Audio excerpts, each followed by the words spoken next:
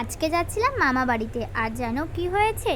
হাসনাবাদ লোকালে তো জানো তোমরা কতটাই না ভিড় হয়। তো গো, আমার হাতে ছিল কেকের বাক্স, বড়ই একটা কেক দেখতে পাচ্ছ। ওই যে আমি কেকটা নিয়ে ভাইকে বলছি, ভাই এত তো ট্রেনে ভিড় হবে, আমরা উঠবো কি করে?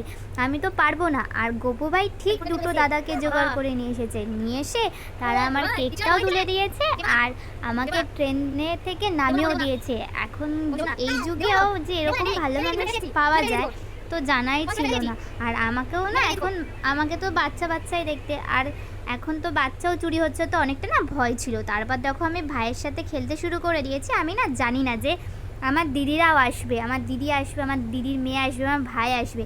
আমি এখানে এসে সারপ্রাইজ হয়ে গেছি। আমি আসার পর দেখি ওরাও ঢুকেছে, আর এখানে দেখো আমরা ঢ্যাংড্যাং করতে করতে মাসি বাড়ি যাচ্ছি, ছোটো মাসি বাড়ির থেকে ঘুরে এসে আমরা কেকটা কাটতে শুরু করে দিয়েছি, কারণ আমরা বাড়িতে চলে